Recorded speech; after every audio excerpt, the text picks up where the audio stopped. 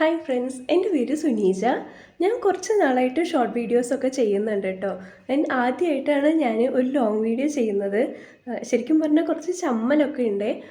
പക്ഷേ ഞാൻ ആദ്യമായിട്ട് ഒരു ലോങ് വീഡിയോ ചെയ്യുമ്പോൾ എനിക്ക് നിങ്ങളെ എല്ലാവരും അറിയിക്കണം ഒത്തിരി ആഗ്രഹം ഉണ്ടായിരുന്നു. ഇതൊരു പെർഫെക്റ്റ് ആയിട്ടുള്ള വ്ളോഗൊന്നും അല്ല കേട്ടോ. ഇത് ഒരു സാധാ ദിവസത്തെ കുറച്ച് വീട്ടുവിശേഷങ്ങളും പിന്നെ കുറച്ച് കുക്കിങ്ങും എല്ലാം ചേർത്തുള്ള ഒരു സാധാ ദിവസത്തെ ഒരു സാധാ വീഡിയോ ആണ്. അപ്പോൾ നമുക്ക് തുടങ്ങിയാലോ. പിന്നെ നമ്മുടെ വീഡിയോസൊക്കെ ഇഷ്ടമാവുകയാണെങ്കിൽ ഈ ചാനൽ ഒന്ന് സബ്സ്ക്രൈബ് ചെയ്ത് സപ്പോർട്ട് ചെയ്യണേ.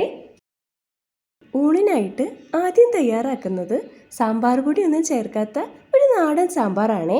ഞാൻ ആദ്യം തന്നെ കുറച്ച് പരിപ്പെടുത്ത് വേവിക്കാൻ വെച്ചിട്ടുണ്ട് കേട്ടോ. ഞാൻ മറ്റൊരടുപ്പിൽ 2 ഉരുളക്കിഴങ്ങും ഒരു തക്കാളിയും കുറച്ച് ഉപ്പിട്ട് വേവിക്കാൻ വെച്ചിട്ടുണ്ട്. ഞാൻ മറ്റൊരടുപ്പിൽ ഒരു ചീഞ്ചട്ടിയിൽ കുറച്ച് എണ്ണ ചൂടാക്കി അതിൽ ഉള്ളിയും വഴറ്റിയെടുക്കുന്നുണ്ട്. ഉള്ളി ഒരു ഗോൾഡൻ കളർ ആവുമ്പോൾ നമുക്ക് കോരിയെടുക്കാം. അതേ ചീനച്ചട്ടിയിലേക്ക് നമുക്ക് കുറച്ചുകൂടെ എണ്ണ ഒഴിച്ചു കൊടുത്ത് അതിലേക്ക് കുറച്ച് ഉലുവ ഇടാം. ഉലുവ നന്നായി മൂത്ത് വരുമ്പോൾ അതിലേക്ക് ചിരകിയ തേങ്ങയും മുളക് പൊടിയും മല്ലിപ്പൊടിയും കായപ്പൊടിയും ചേർത്ത് ഒന്ന് വറുത്തെടുക്കാം. ഇത് മാറ്റി വെച്ച ശേഷം വീണ്ടും നമുക്ക് പരിപ്പൊന്ന് ശരിയാക്കി എടുക്കാം കേട്ടോ. അതിനായി ഞാൻ വേവിച്ച് വെച്ച പരിപ്പിലേക്ക് മഞ്ഞൾപ്പൊടിയും കുറച്ച് ഉപ്പും ചേർത്ത് ഒന്ന് ഉടച്ചെടുക്കുന്നുണ്ട്. പരിപ്പ് നന്നായി ഉടഞ്ഞു വന്നിട്ടുണ്ട് കേട്ടോ.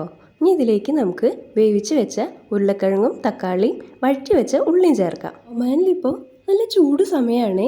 അപ്പോൾ അതുകൊണ്ട് നമുക്ക് ഒത്തിരി നേരമൊന്നും അടുക്കളയിൽ നിൽക്കാൻ കഴിയില്ല കേട്ടോ. അതാണ് ഞാൻ 3 അടുപ്പ് ഉപയോഗിച്ച് പെട്ടെന്ന് കറി ഉണ്ടാക്കാൻ നോക്കുന്നത്.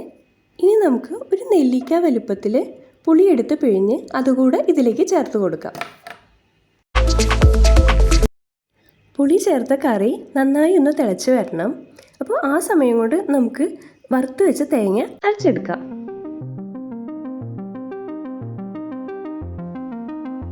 നേരത്തെ നമ്മൾ പുളിയെല്ലാം ചേർത്ത കറി ഇപ്പോൾ തിളച്ച് വന്നിട്ടുണ്ട് കേട്ടോ. ഇനി അതിലേക്ക് നമുക്ക് ഈ അരപ്പ് കൂടെ ഒഴിച്ചു കൊടുക്കാം. ഈ സമയത്ത് ഉപ്പ് കുറവുണ്ടെങ്കിൽ നമുക്ക് ഉപ്പ് ചേർത്ത് കൊടുക്കാം.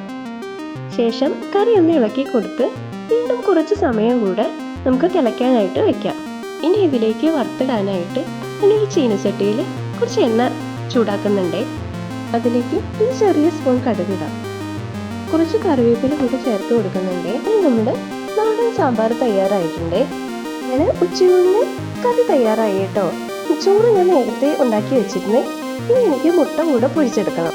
മുട്ട നമ്മൾ മിക്കപ്പോഴും ലുലുന്നോ നെസ്റ്റോന്നോ ഇങ്ങനെ ഫുൾ ഫ്രീ ആയിട്ട് വാങ്ങാം കേട്ടോ. ചെയ്യാം. ഞാൻ 3 മുട്ട എടുക്കുന്നുള്ളൂ കേട്ടോ.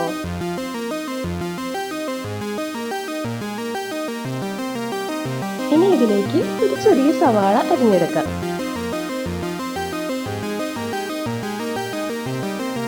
കുറച്ച് ഉപ്പും കുരുമുളകും കുറച്ച് വെള്ളവും ചേർത്ത് നമുക്കിതൊന്ന് ബീറ്റ് ചെയ്തെടുക്കാം.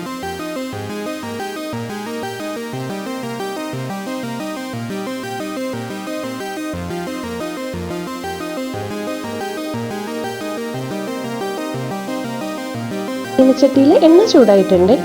അതിലേക്ക് നമുക്കിത് ഒഴിച്ചു കൊടുക്കാം. മുട്ട കൊത്തി പൊരിച്ചെടുക്കാട്ടോ ചെയ്യുന്നേ. മുട്ട വെച്ച് തയ്യാറായിട്ടുണ്ട് കേട്ടോ. ഇനി നമുക്ക് ഊണ് കഴിക്കാം. നമ്മൾ ചോറിനായിട്ട് മട്ടരി കേട്ടോ ഉപയോഗിക്കുന്നത്. ചോറ് വിളമ്പി ഇനി ഇതിലേക്ക് സാമ്പാർ ഒഴിച്ചു കൊടുക്കാം. ഇത് ഇന്നലെ ഉണ്ടാക്കിയ ചിക്കൻ റോസ്റ്റ് ആണേ. മുട്ട പൊരിച്ചത് സൈഡിൽ വിളമ്പാം. ഇത് മീനച്ചാറാണേ. അങ്ങനെ നമ്മുടെ ഊണ് തയ്യാറായി കഴിഞ്ഞു. ഈ വീഡിയോ കണ്ട എല്ലാവർക്കും ഒത്തിരി നന്ദി. മറ്റൊരു ദിവസം മറ്റൊരു വീഡിയോയുമായി വീണ്ടും കാണാം. ബൈ.